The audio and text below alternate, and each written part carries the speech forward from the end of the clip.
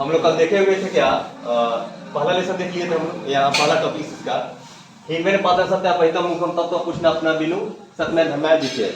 इसका अर्थ क्या होता है? अर्थ क्या होता है कोई बताइए इसमें से। यहाँ पहला श्लोक है हिरमेन पात्र सत्य अपहितम मुखम तत्वम पुष्णा अपना बिनु सत्य धर्मय दिचे। इसका अर्थ क्या होता है? एवरीबडी ऑल स्टूडेंट कोई भी बता सकते हैं इसमें। किसी को याद नहीं है? कोई विद्यार्थी को याद नहीं है कि हिरमेन पात्र सत्य अपहितम मुखम तत्व पुष्ण बिनु सत्य धर्मय दिचे। इसका अर्थ कोई एक विद्यार्थी या गर्ल्स में कोई विद्यार्थी खड़ा होकर बता सकते हैं इसका आंसर, या बॉयज में भी। चलिए ध्यान दीजिएगा, थोड़ा सा टॉपिक को हम पीछे करते हैं। पहला टॉपिक हम लोग देख रहे थे कि ईश्वर से एक विद्यार्थी है, वो जा रहा है वंदन कर रहा है क्या, और इस क्या चीज को देखकर, इस सांसारिक मोह माया को देखकर वंदन कर रहा है ईश्वर से क्या, हिरमेन पात्र सत्य अपहितम मुखम तत्वम पुष्णा प्रवीणु सत्य धर्मय दिशते। कहा जा रहा है क्या, कह रहा है कि हे प्रभु सत्य का मुख भी क्या है, सोने जैसे पात्र से। कहा जा रहा है कि हे प्रभु सत्य का मुख भी सोने जैसे पात्र से ढका हुआ है। उस सत्य के प्राप्ति के लिए मन से मोह माया क्या करे, त्याग, तभी सत्य प्राप्ति। देखिए बहुत मतलब कि व्याकुल होकर वो विद्यार्थी कह रहा है क्या कि कौन लाइन में आ गया, चलिए ध्यान दीजिएगा, बहुत ही व्याकुल होकर कह रहा है क्या, प्रभु से ईश्वर से प्रार्थना करते हुए कह रहा है कि हे प्रभु सत्य का मुख भी क्या है, सोने जैसे पात्र ढका हुआ है। उस सत्य प्राप्ति के लिए मन से मोह माया को त्याग दे, तभी सत्य प्राप्ति संभव। एक चीज आप देखिएगा, यहाँ कहा जा रहा है हे प्रभु सत्य का मुख सोने जैसे पात्र से, मतलब सोने जैसे पात्र का अर्थ क्या हो जाता है? सोने जैसे पात्र का अर्थ हो गया सोना चांदी नहीं, सोने जैसे पात्र का अर्थ हो गया कि जो इस संसार में जो मोह माया हो गया है, कहीं भी कहीं दिशा पे कोई भी जगह पर आप जाते हैं तो वहां कहीं ना कहीं आपको क्या है, असत्य की पात्र मिलते हैं।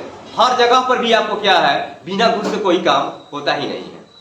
तो एक विद्यार्थी इस वातावरण को, इस समाज को देखते हुए, इस भारतीय संस्कृति को देखते हुए कि पहले भारत की संस्कृति कैसी थी, इसका वेदों का ग्रंथ कैसा था, लोग कितने ईमानदार थे।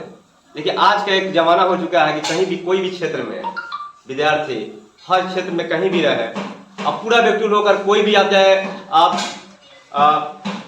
कहीं जगह पर जा रहे हैं, जैसे कि अब स्कूलों में जा रहे हैं, कॉलेजों में जा रहे हैं, ध्यान दीजिएगा कॉलेजों में जा रहे हैं, कहीं भी आप बिना घूस के काम नहीं चल रहा। अब सोचिए पहले बार कि कितना मतलब कि एक्टिवल हो चुका है ये मेरा भारत का कल्चर।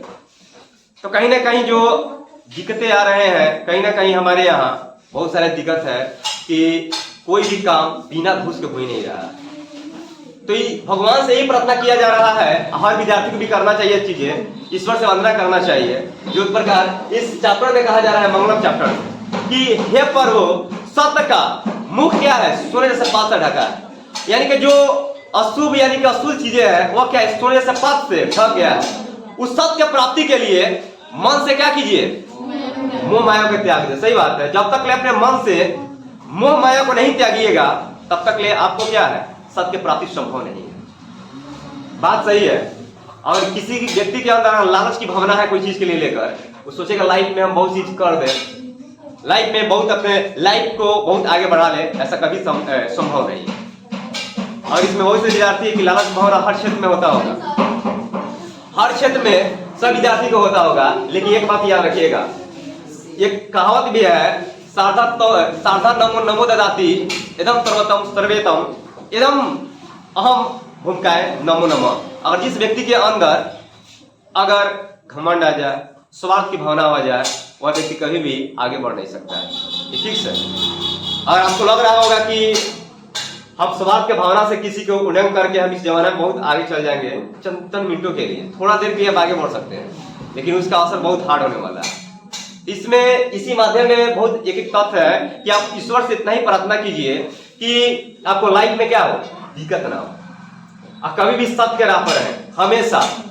यहाँ देखिए कितना अच्छा एक बच्चा बोल रहा है जाकर प्रार्थना, जैसे कि आप लोग प्रार्थना करते हैं तो ईश्वर से कुछ ना कुछ मांगते हैं। ये भी इस दुनिया का वातावरण को देखकर ये भी ईश्वर से मांग रहा है कि हे प्रभु, सत्य का मुख भी सोने जैसे पात्र क्या है, ढका हुआ है।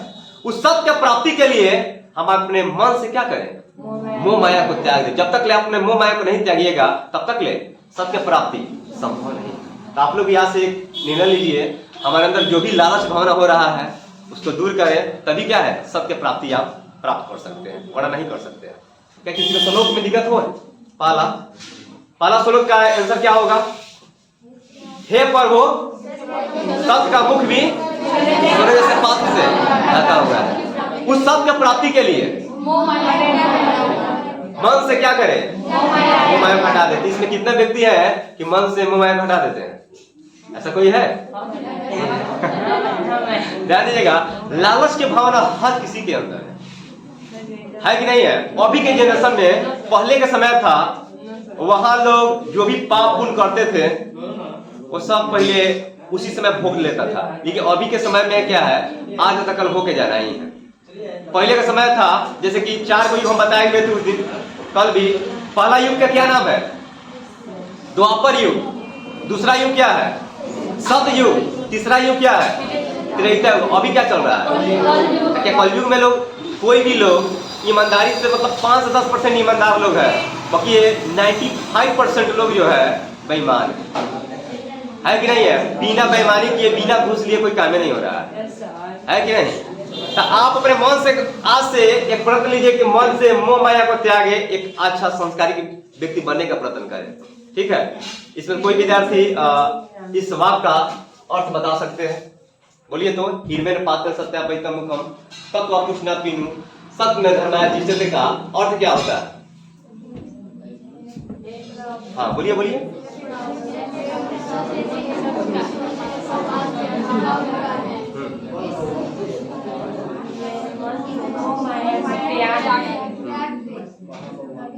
तभी सत्य की प्राप्ति संभव। गुड। चलिए अगला श्लोक को हम देखते हैं। अगला श्लोक है मेरा, बहुत टॉप है। इस समय बेटी बहुत ज्यादा एग्जाम में पूछता भी है आप लोगों से।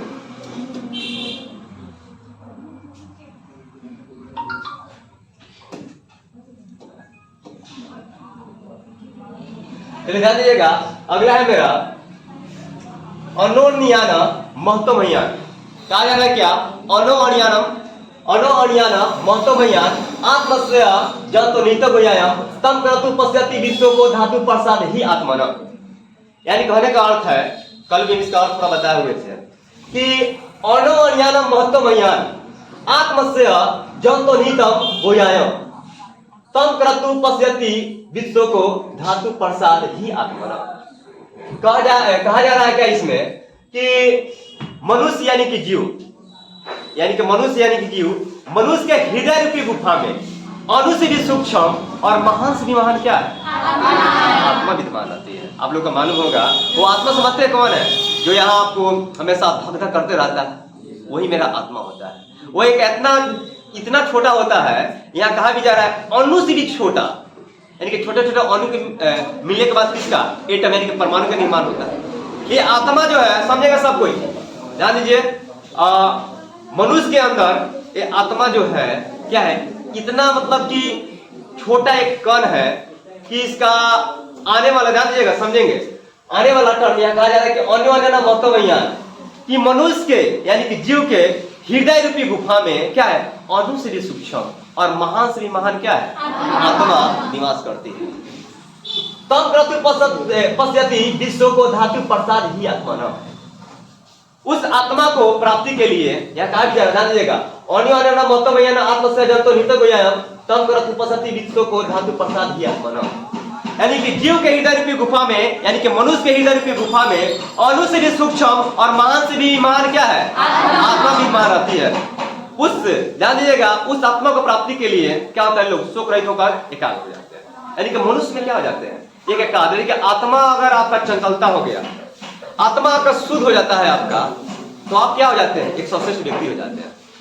जैसे कि इसमें बहुत से विद्यार्थी होंगे, मन में बहुत सारे ख्यालात चलता होगा आपका अंदर कि क्या होगा नहीं होगा, जैसे बहुत सारी चंचलता आपके अंदर होगा, चलिए ध्यान दीजिएगा, आपके अंदर क्या है, बहुत सारी चंचलता होगा कि मन में क्या है, जैसे कि आप जिस प्रकार सोचिएगा उस प्रकार मन नहीं आपका। अगर जैसे कि यह आत्मा, आत्मा क्या है, एक बहुत ही एक छोटा रहस्य है।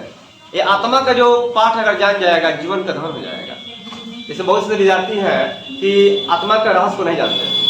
आप जिस प्रकार उसको थोड़ा जुटाइए, तो जुटाइए ना उसको, आवाज में वाइब्रेशन आ रहा है।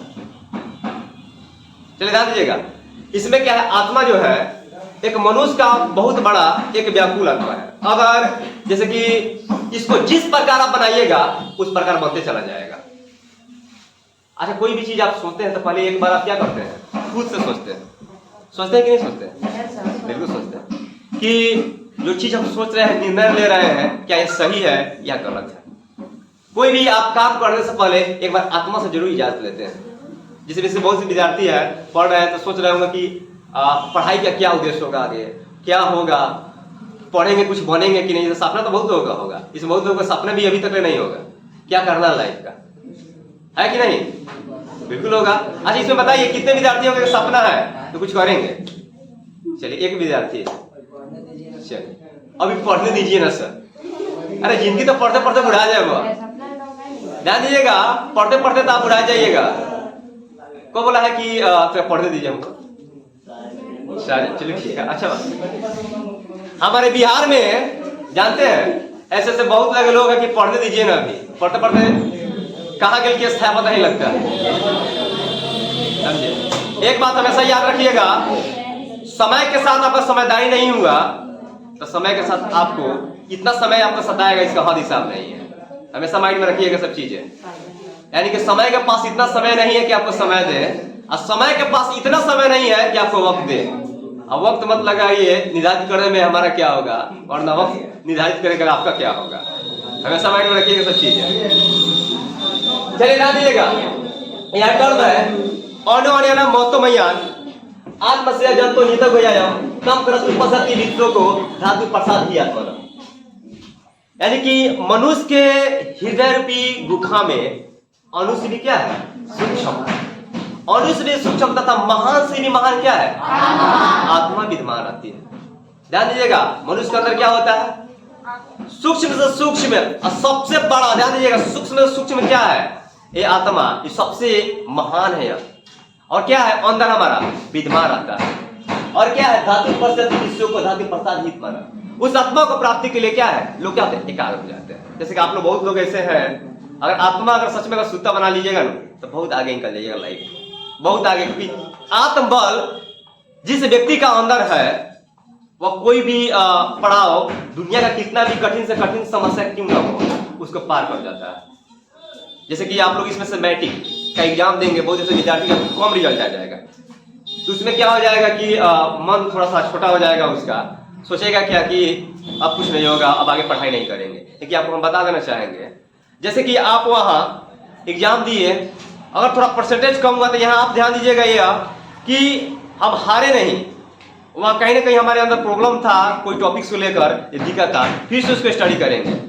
अगर जिस व्यक्ति के अंदर आत्मबल अगर अच्छा रहता है वह व्यक्ति बहुत कम समय में बहुत आगे निकल जाता है। देखिए, फेलियर इज नो सक्सेस कहता है लोग, नहीं, ध्यान दीजिए, failure is a success between not allowed to formatted and liked and not invited to failure and effective to successful. ध्यान दीजिएगा, यानी कि फेलियर जो होता है हमेशा, ध्यान दीजिएगा, फेलियर, ध्यान दीजिएगा, जितना आगे जाता है ना उतना आपको क्या है, जो ज्यादा तेज विद्यार्थी रहता है वो नहीं जाता है। आपको मालूम होना चाहिए, फेलियर व्यक्ति क्या सीख लेता है एक कदम। इसी में से बहुत ऐसे विद्यार्थी होंगे, बहुत से विद्यार्थी होंगे पढ़ने बहुत तेज होंगे, ज्यादा रफ्तार तेज होगा उनको, तो जाएगा 12th में जाते जाते क्या है, कहीं छोटा बहुत जॉब में समा जाएंगे। लेकिन जो फेलियर रहेगा, कम पढ़ा लिखा रहेगा, वो धीरे धीरे मेहनत करेगा, वही जाकर आगे क्या है, बीपीएससी यूपीएससी टॉप निकाल देता है। अब उसके नीचे आप काम कीजिएगा, फिक्स है। फेलियर अगर कोई इसमें से फेल हो जाता है, चाहे पढ़ने में जो कमजोर है उसको कमजोर मत समझिएगा। मेरा कथन यह है कि कोई भी विद्यार्थी कमजोर नहीं होता है, जो पढ़ता है वह तेज हो जाता है, और जो नहीं पढ़ता है वो हमेशा जहाँ के तय रहता है, हमेशा। चलिए, 2 श्लोक है, ये दोनों श्लोक आपसे पूछना चाहेंगे। पहला श्लोक का अर्थ बताए कोई, हिरमय पात्र सत्ता पैता मुकम तत्व पुष्णा बिनु सत्य धर्माय दिश्यते, इसका अर्थ क्या होता है?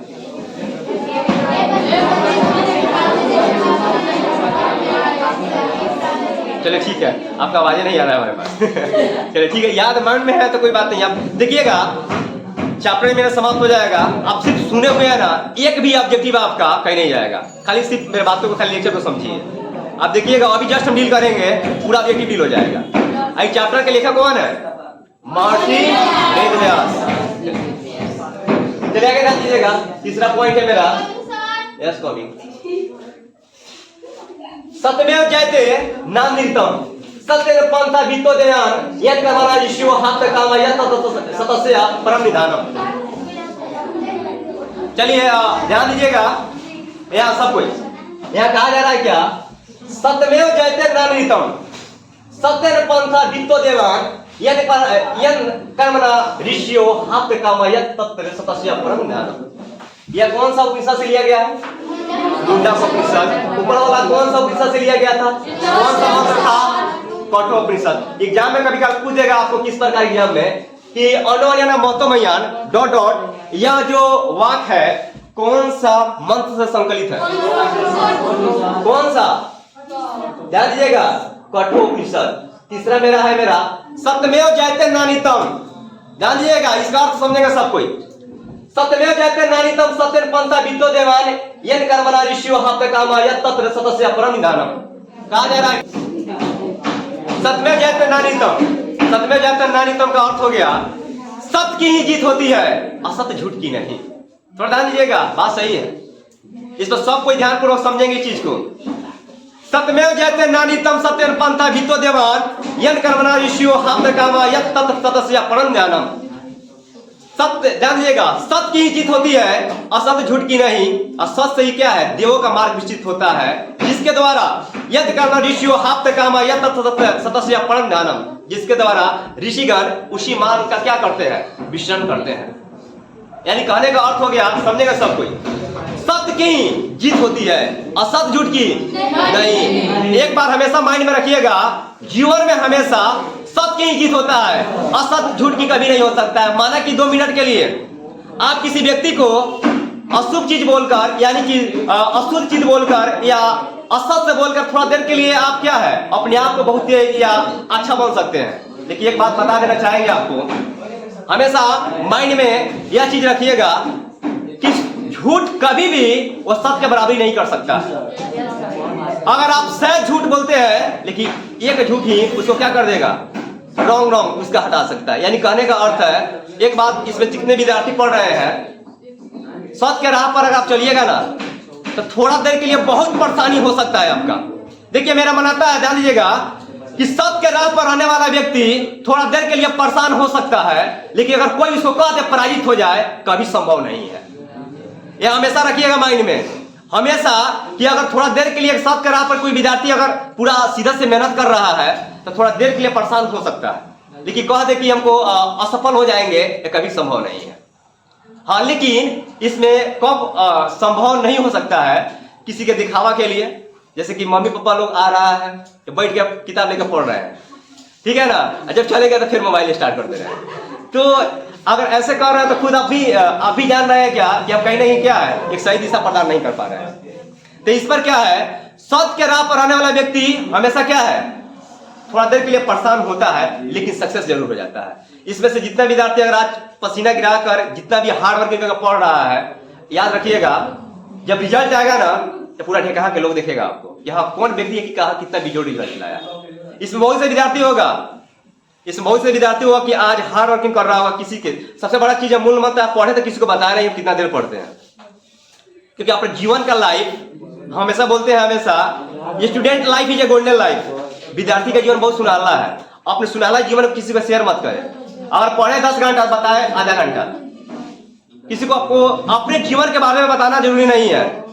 हमेशा लोग कहता है कि आधे घंटा पढ़ के कितना बेहतर कर सकता है, तो कर सकते हैं हम। ये नहीं कि कोई व्यक्ति 24 घंटा में 12 घंटा, 14 घंटा, 13 घंटा पढ़ता है वही सक्सेस होता है, ऐसा कुछ बात नहीं है। हमेशा बोलते हैं कि आप स्मार्ट पढ़िए। स्मार्ट करने का अर्थ 2 घंटा 4 घंटा पढ़िए, लेकिन पढ़िए, रेगुलर पढ़िए। ये नहीं कि आज मोटिवेशन हम दे दिए, थोड़ा सा आपको बता दिए तो आज थोड़ा बहुत अंदर से मोटिवेशन आ गया आपके अंदर, चलो आज सर बोले हुए हैं आज 24 घंटा में 18 घंटा पढ़ना है दबा के, आज पढ़ लिए, उसके बिहान बेला 4 दिन तक ले पढ़ भी नहीं किए, तो आपको 18 घंटा पढ़ने से कोई फायदा? मेरा कहने का कथन यही है, आप पढ़े पढ़िए, लेकिन आप क्या कीजिए, पढ़ने के बाद लेकिन 2-1 घंटा 4 घंटा आप पढ़े, लेकिन पढ़े रेगुलर आपके अंदर बना हुआ रहेगा। सक्सेस कोई भी ऐसा एग्जाम नहीं है कि आप सक्सेस नहीं कर सकते हैं, जरूर क्वालिफाई कर दीजिएगा। यहाँ देखिए डेका बाजार पर हम बात कर रहे हैं, आज भी शिक्षा के लेकर आज इतने वर्षों से पढ़ाई हो रहा है यहाँ, लेकिन यहाँ थोड़ा सा दिक्कत क्या लगता है हमको कभी काल, एक विद्यार्थी अभी भी 10th लेवल पर बिहार बोर्ड से एक टॉप 10 में नहीं गया है, बिहार टॉपर में नहीं गया है।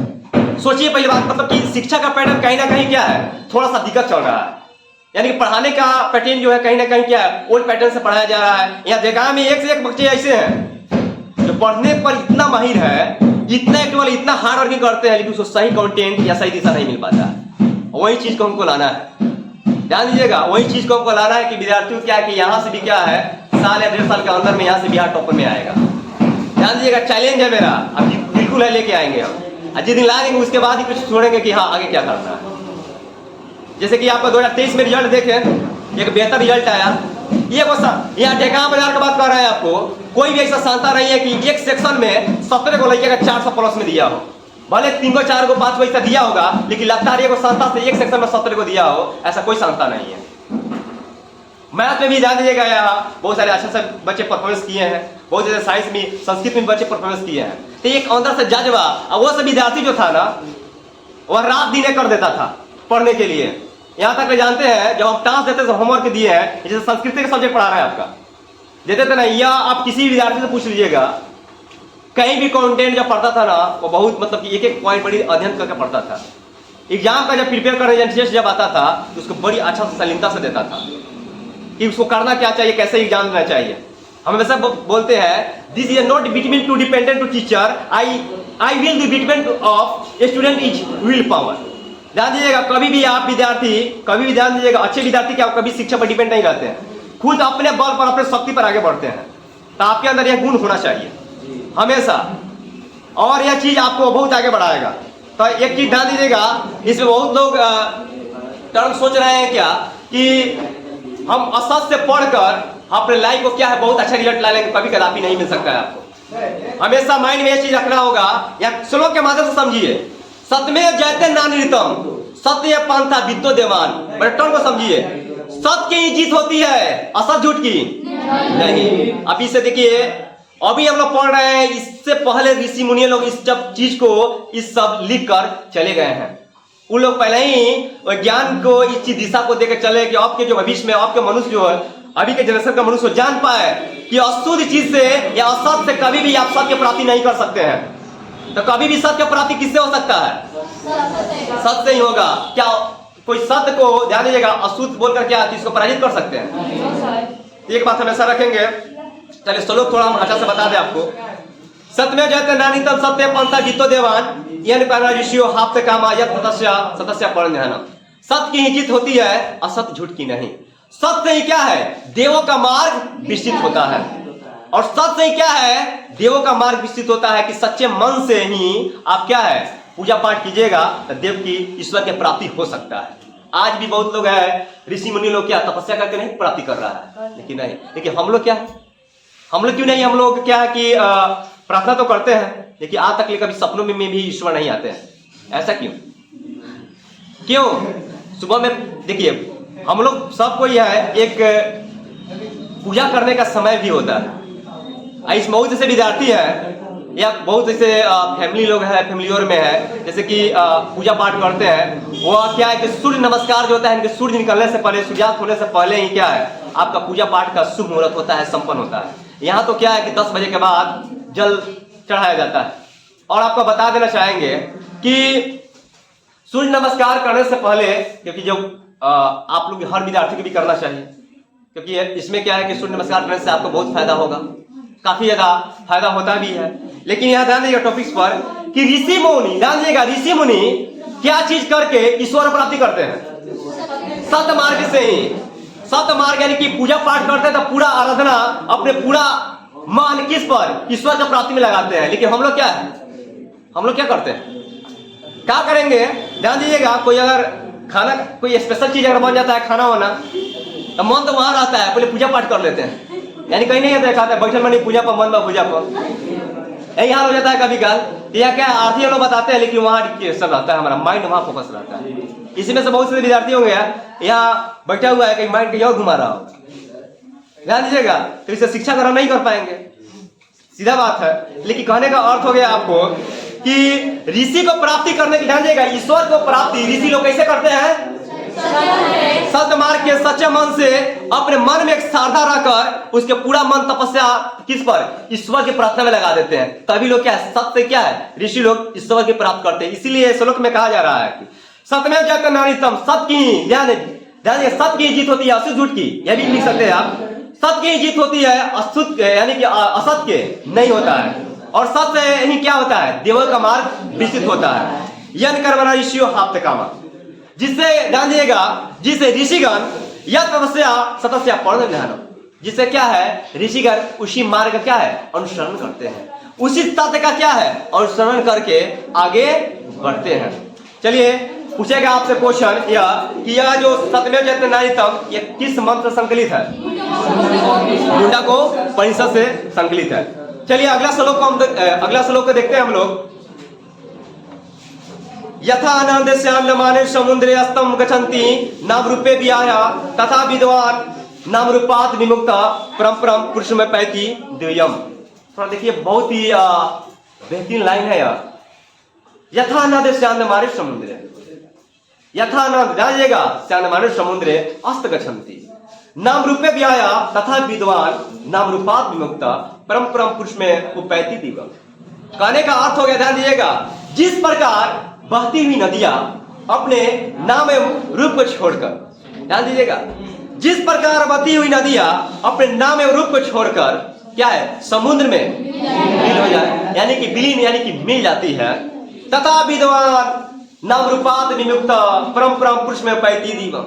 ठीक उसी प्रकार एक विद्वान पुरुष से एक परामर्श लेकर क्या हो जाता है, दिव्यमान से प्रकाशमान हो जाते हैं। इसका तर्क थोड़ा समझेंगे। कहा जा रहा है क्या, जिस प्रकार बहती हुई नदियां, एक मान ली कि नदी है, जो नदी क्या है, छोटा छोटा नदी है, एक छोटा नदी, एक मान ली कि छोटा नदी क्या है, एक समुद्र में क्या है जाकर मिल जाता है। तर्क को समझने का प्रयत्न करेंगे सब कोई। जिस प्रकार बहती हुई नदियां समुद्र में आकर क्या हो जाती है, मिल जाती है, यानी कि अर्थात विलीन हो जाती है। बताइए, छोटा छोटा कोई नदी का पार्ट होगा, एक प्रशांत महासागर होगा, उसमें छोटा छोटा नदी आके मिल जाएगा, तो उस नदी का भी नाम क्या पड़ जाएगा, प्रशांत महासागर। वही चीज कहा जा रहा है यहाँ कि जिस प्रकार बहती हुई नदियां वह कहाँ आकर समुद्र में क्या होती है, मिल जाती है, ठीक उसी प्रकार एक विद्वान व्यक्ति से आप परामर्श लेते हैं, एक परामर्श यानी कि अच्छे व्यक्ति से लेते हैं, तो आपका जीवन क्या होता है, प्रकाशमान हो जाता है। बात सही है।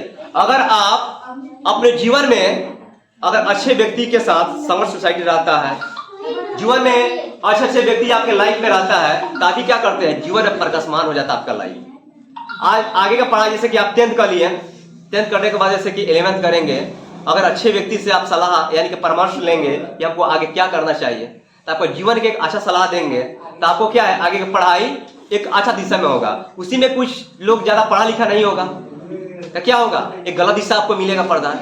इसीलिए कहा जाता है कि कभी भी आप एक विद्वान व्यक्ति से, ध्यान दीजिएगा, कभी भी क्या है कि एक विद्वान व्यक्ति से हमेशा, या कोई एक आदर्श व्यक्ति से ही कभी सलाह रखें।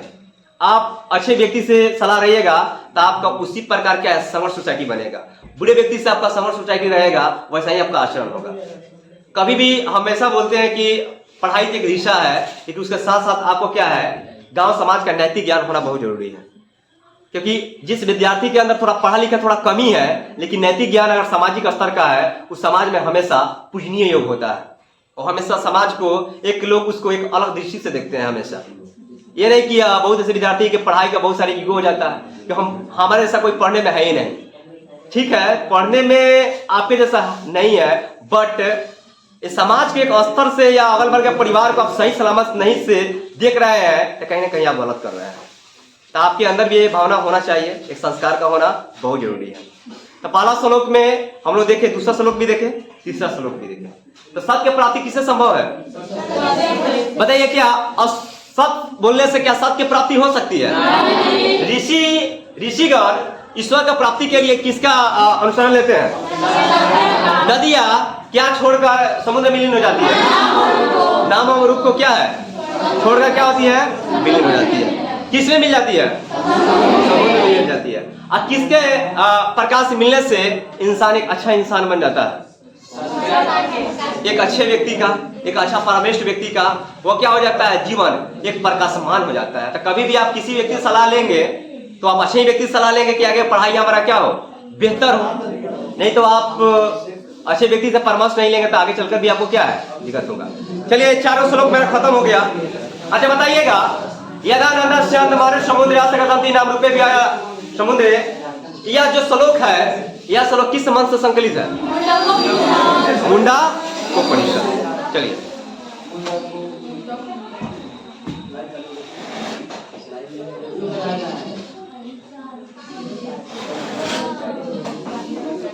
बच्चा सब बहुत कमेंट कर रहा है इसमें।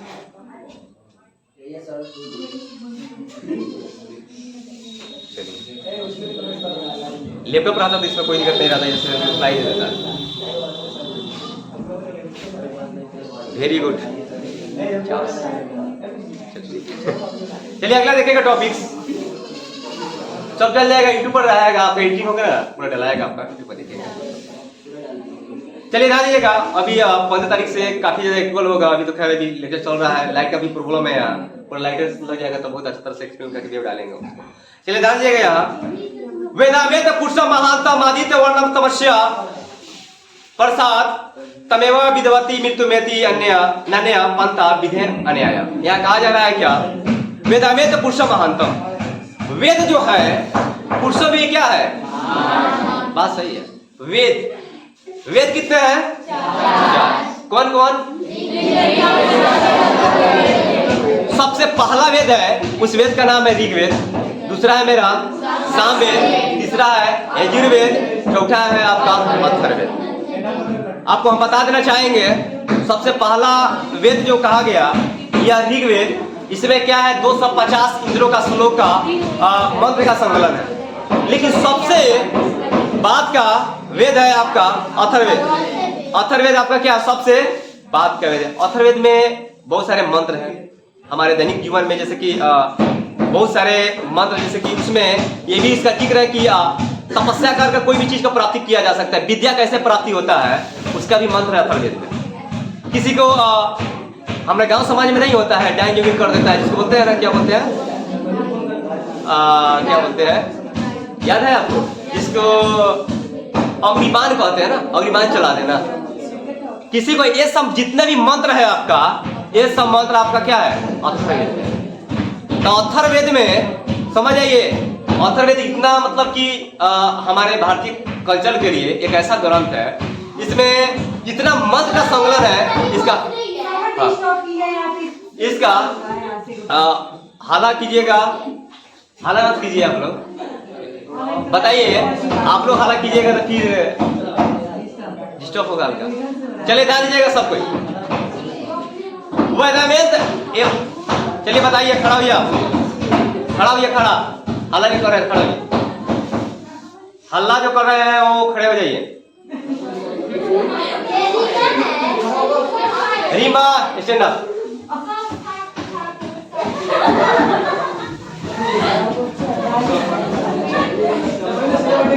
चलिए ठीक है,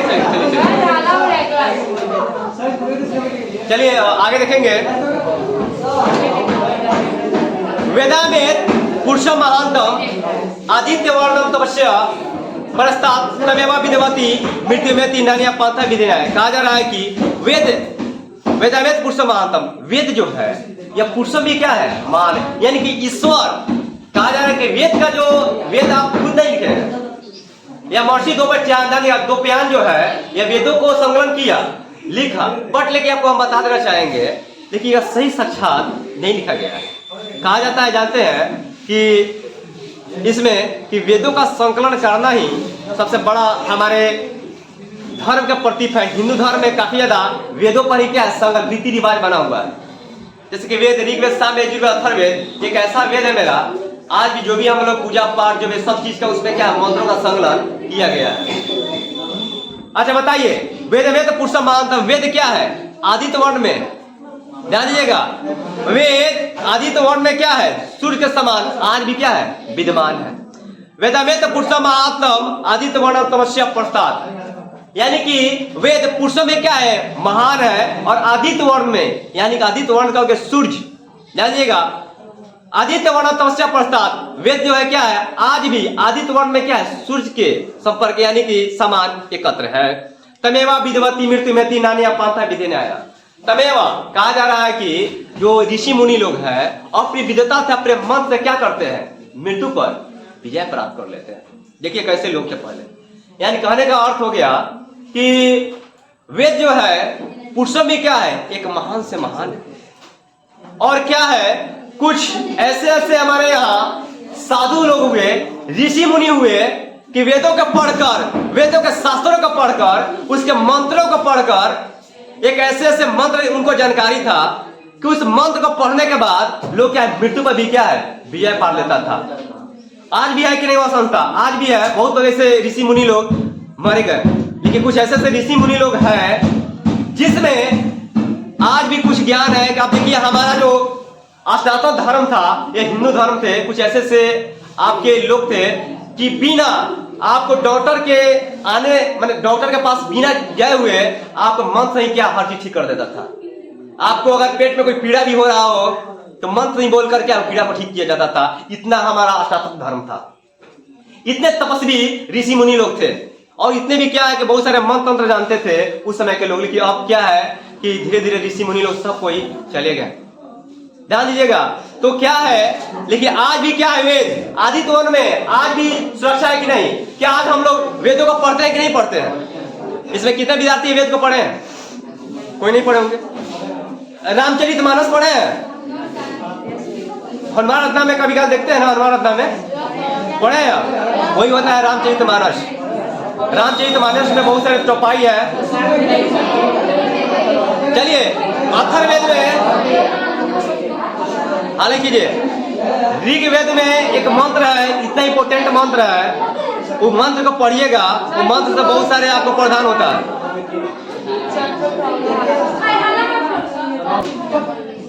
चलिए ध्यान दीजिएगा, ऋग्वेद में एक ऐसे मंत्र है जिसके चौपाई करने से अगर आपके अंदर कोई भय की भावना हो, कोई अगर डर लगता हो, ध्यान दीजिएगा, एक मंत्र हम बताते हैं आपको, सब कोई समझेंगे सब कोई। अगर आपको कभी भय लगे, जैसे कि भय होता है ना, जैसे कि बहुत सारे ऐसे विद्यार्थी होंगे कि डर लगता है, भूत प्रेत बहुत सारे कहते हैं ना लोग, ठीक है ना।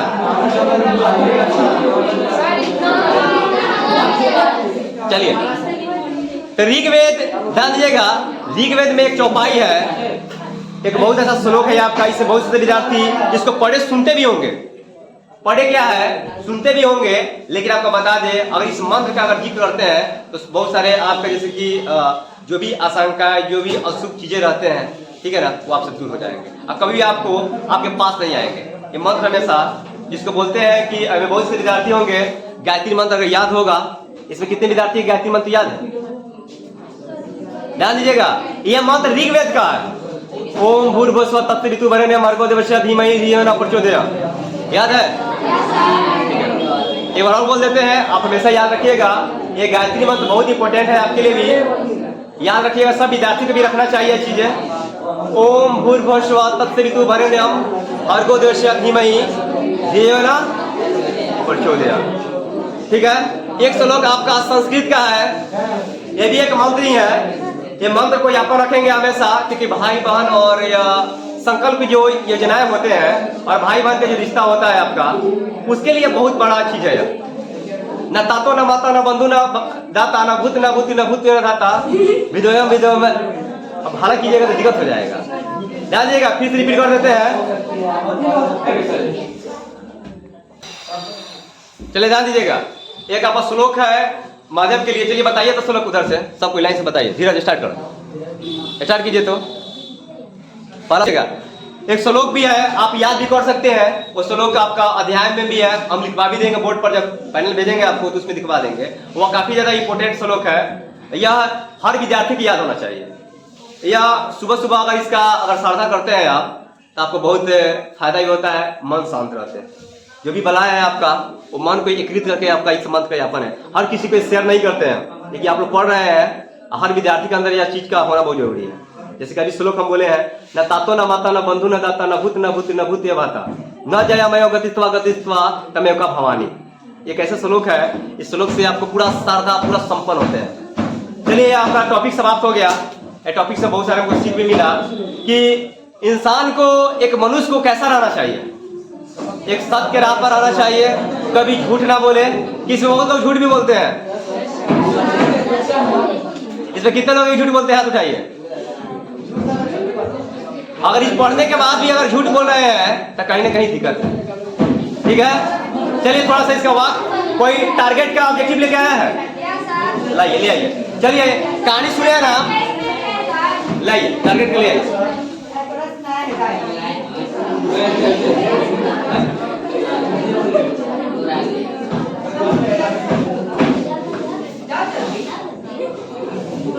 ले आइए। आप मेरे कंसेप्ट को ध्यानपूर्वक, जितने विद्यार्थी सुने होंगे आप देखिएगा, ऑब्जेक्टिव हम डील करा रहे हैं।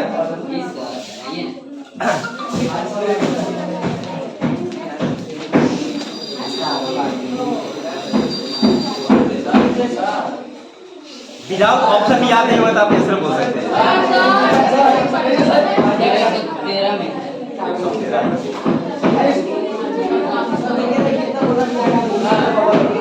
चलिए ध्यान दीजिए सब कोई।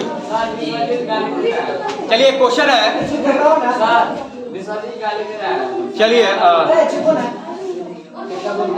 चलिए ध्यान दीजिएगा। सदस्य, चलिए विश्वजीत खड़ा हुई, बताइए ऑब्जेक्टिव का आंसर।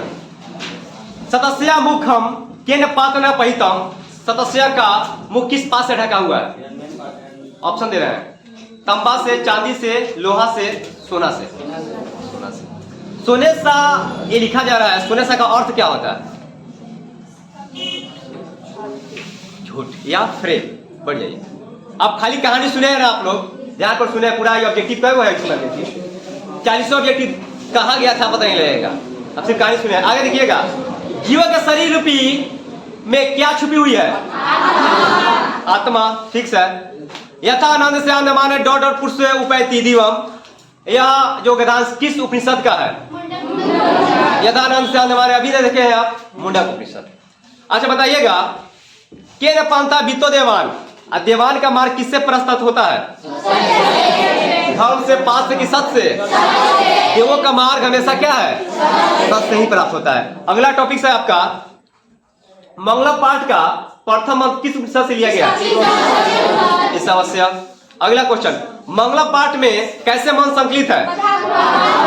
वो ऑब्जेक्टिव सुनेंगे, गधात्मक, पदात्मक। ध्यान दीजिएगा, गधात्मक और पदात्मक दोनों, या तुकात्मक। अभी बताए थे कि पदात्मक क्या है। ये ऑब्जेक्टिव बहुत ज्यादा पूछा गया क्वेश्चन है यार, 18 किसी का 18 पूछा गया फर्स्ट वाली में। चलिए अगला क्वेश्चन, मंगलम पाठस्य रचनाकार का अस्ति, मंगलम पाठ के रचनाकार कौन है, महर्षि वेदव्यास। कहानी सुनिए तब ध्यान से बोलते चलिएगा आप। यह संपूर्ण संसार किसके द्वारा अनुशासित है, परमात्मा के द्वारा। चलिए, उपनिषदे कस्य महिमा प्रदाने गीते, उपनिषद में किसकी महिमा का गान यानी कि होता है, यानी कि गीत होता है। ऑप्शन, सौ विषयम का, परम पुरुष का, देव पुरुष का कि परम पुरुष का। क्या हो जाएगा, परम पुरुष का। चलिए आगे ध्यान दीजिएगा। मंगलम पाठे कति मंत्र संकलिता संति, मंगलम पाठ में कितने मंत्र का संकलन है, 5। कौन कौन पांचों है, कोई विद्यार्थी बताए हमको। चलिए, पहला श्लोक है, जो पहला श्लोक है क्या, ईशावास्य। दूसरा श्लोक क्या है, कठोपनिषद। तीसरा क्या है, मुंडकोपनिषद। चौथा क्या है, मुंडकोपनिषद। अब पांचवा क्या है, श्वेताश्वर उपनिषद। चलिए आगे ध्यान दीजिएगा। सत्यमेव जयते किस उपनिषद का मूल मंत्र है? सत्यमेव जयते अभी बताए किसका है? चलिए, हिरण्य पात्रेण डॉट डॉट जिससे यह मंत्र की उपनिषद से लिया गया है। की समस्या? अच्छा, मंगलम पाठ में कुल कितने मंत्र है? तो क्वेश्चन को समझेंगे अच्छा तरीका से। कहा जा रहा है क्या मंगलम पाठ में कुल कितने मंत्र है? अच्छा, सत्य का मुंह किस पास से ढका हुआ है?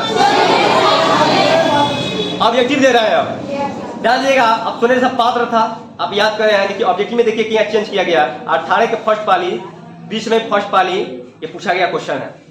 तो आप क्वेश्चन को देखिए कहीं घुमाया है, आप ध्यानपूर्वक पढ़ेंगे तो आप समझ जाएंगे। सत्य का मुख किस पास से ढका हुआ है? ये में है हिरण्य पात्र से। दूसरा है ध्यान दीजिएगा, रजतमय पात्र से, मृण्मय पात्र से और तममय पात्र से। क्या हो जाएगा? हिरण्मय पात्र। चलिए, अच्छा, महतो मयान का महान से भी महान क्या है? ऑप्शन में थोड़ा ध्यान दीजिएगा, तत्वम, ब्रह्मा, देव, राक्षसम। बताइए, एक बात आपको बता दें, सबसे छोटा है आपका क्या? तत्वम। उससे थोड़ा बड़ा कौन है? ब्रह्म। और उससे बड़ा क्या है? आत्मा। और ऑब्जेक्टिव में आप देखिए, ऑब्जेक्टिव यही से बच्चा घबरा जाएगा, बच्चा तो याद करके जाएगा कि पूरा पूर्ण से नहीं पढ़ेगा तो याद रखता है क्या? आत्मा। यही टॉप है, इसमें आत्मा का जिक्र नहीं है। क्वेश्चन पहले समझ जाइए। कह रहा है क्या? महतो मयान का यानी कि महान से भी महान क्या है? अभी तो याद रहा आत्मा। देखिए ऑप्शन में सुनिए, तत्वम, ब्रह्मा, देव, राक्षसम। क्या हो जाएगा? जो सबसे छोटा रहेगा पहले वो, और ऑप्शन में तत्व हट जाएगा तो क्या हो जाएगा? ब्रह्मा। अगर मान लीजिए तीनों रहे तब तत्व सबसे छोटा रहेगा, उसको आंसर मारेंगे। मेरी बात समझ रहे हैं? चलिए आगे बताइएगा। अन्योन्याना का ऑप्शन दे रहे हैं, ध्यान दीजिएगा, राक्षसम, देव, ब्रह्मा, आत्मा। ब्रह्मा हो जाएगा, अभी ना बताएं आपको। चलिए आगे देखिएगा, की जय न प्रपनोति, किसकी विजय नहीं होती है? का महतो मयान अस्ति, कौन महान से भी महान है? की जयते, किसकी जय होती है? अच्छा, सोनमय पात्र से किसका मुंह ढका हुआ है? सत्य का या सुनने से पात्र का। चलिए आगे ध्यान दीजिएगा, अन्योन्यानम डॉट मयान, गदांश के स्थान में कौन सा पद होगा? अन्योन्यानम महतो महतो हो जाएगा। चलिए बताइएगा, यदा डॉट डॉट डॉट सैन्यमानव समुद्रे, यानी कि उस डॉट डॉट लाइन में क्या सा शब्द बढ़ाएगा? ऑप्शन सुन लीजिए, व्याया, समुद्रे, नद, नद, यदा नद। ध्यान दीजिएगा, यदा नद यानी कि विसर्ग के साथ रहेगा। चलिए, तमेवा डॉट मृत्युमेति विदित्वा। अच्छा बताइए, ब्राह्मण मुखेन अगस्था म अस्ति, ब्राह्मणों का मुख किसके समान है? किसके समान है बताइए तो? पात्रन के समान, यानी कि एक मधुर, यानी क्या है वो? ईश्वर के समान अपना आगे क्या है लक्षण करते हैं। आगे बताइएगा। अच्छा, मंगल पाठ कहां से संकलित है? उपनिषद से। अच्छा, अन्योन्यान महतो डॉट डॉट मई आत्मन मंत्र किस उपनिषद से संकलित है? अन्योन्यानम कठोपनिषद। अच्छा, नदियां नाम और रूप को छोड़कर किससे मिलती है? चलिए अगला है, महान से भी महान क्या है? छोटे से भी छोटा और बड़े से भी बड़ा क्या है? अरे कितनों पूछे इसमें चैप्टर में, तो ज्यादा करेक्टली आंसर याद रखिएगा, आत्मा। महान से महान, छोटा से छोटा, बड़ा से बड़ा, आत्मा। चलिए आगे देखिएगा। हाँ, नदियां समुद्र में कैसे मिलती है? सुन लीजिएगा, नाम को छोड़कर, रूप को छोड़कर, नाम और रूप के साथ, नाम और रूप को छोड़कर, नाम और रूप को छोड़कर। ऑब्जेक्टिव में दम है, खाली कहानी सुनिए गया कहाँ ऑब्जेक्टिव, लेकिन यहाँ लेके सो क्या रट्टा मरवाता है लोग, रट्टा हिले लाई गाइड। यहाँ क्या है, लोग बैठ के याद करेगा, 5 दिन याद कर 10 दिन के बाद गायब। रट्टा कभी भी चीज विद्यार्थी जीवन में हमेशा हमेशा आपको बोलते हैं क्या, आप लोग याद भी होगा, हम हमेशा बोलते हैं टीचर, यानी कि शिक्षक कैसा होना चाहिए? जैसे कि आप लोग हमको बोलते हैं क्या, हमेशा बोलते हैं टीचर का महत्व नहीं होता है, कोई भी अगर दुनिया का कोई भी टीचर हो, जैसे कि आप बोलते हैं सर, इसको जो आप पलटिएगा क्या हो जाएगा? रस। ध्यान दीजिएगा, यानी कि कोई भी टॉपिक्स को अगर कोई टीचर पढ़ाए, ध्यान दीजिएगा, उसमें से वो जो स्वर हो उसमें से वो टॉपिक से रस ना निकले तो सर कौन काम के नहीं। ध्यान दीजिएगा, टीचर का ही मतलब हो जाता है कि कोई भी टॉपिक को पढ़ा कर पूरा क्लियर, यानी कि सर का मतलब हो गया उसमें से कोई भी टॉपिक का क्या मतलब? रस निकालना चाहिए, निचोड़ पूरा निकालना चाहिए। जैसे कभी पूरा दिमाग में फिट होगा, क्वेश्चन बोल रहे हैं आप लोग। चलिए आगे ध्यान दीजिएगा,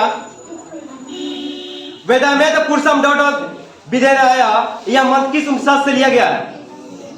वेदामेत पुरुषम श्वेता उपनिषद। चलिए आगे देखिएगा, सर्वत्र परम पुरुष से परमात्मा का डॉट डॉट किया गया है, क्या? शिकायत, क्या? गुणगान। चलिए अच्छा बताइएगा, आप तक कामा ऋषिगण किसके निकट पहुंचते हैं? सत्य के, झूठ के, कुटिया के, विद्यालय के? चलिए, अब कौन अपने नाम रूप से विमुक्त होता है? नाम और रूप को छोड़कर कौन विमुक्त होता है? ये सबसे क्वेश्चन रहिएगा, कौन अपने नाम रूप से विमुक्त होता है? साधु, विद्वान, मित्र या मंत्री? नाम रूप से विमुक्त कब हो जाता है? जब उसको दिव्य प्रकाश मिलता है, एक अच्छा व्यक्ति बन जाता है। चलिए आगे ध्यान दीजिएगा, आत्मा के स्वरूप एवं निवास का वर्णन किस दोहे में किया गया है?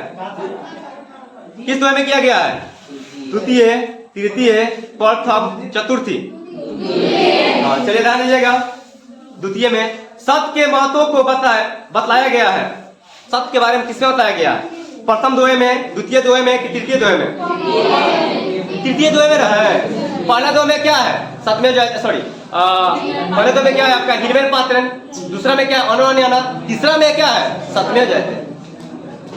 अगला है मेरा, जीव एवं आत्मा के बारे में किस दोहे में बताया गया है?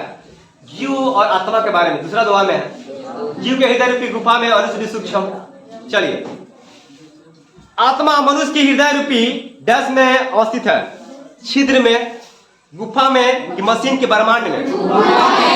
आप समझ रहे हैं कि मनुष्य के हृदय रूपी गुफा। तो क्या हो जाएगा आंसर इसका? किसी को दिक्कत?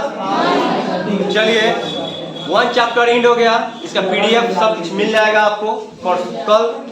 कल नहीं परसों के भी उसको टेस्ट कराना होगा हमको, टेस्ट करा के कोड दे देंगे। चलिए।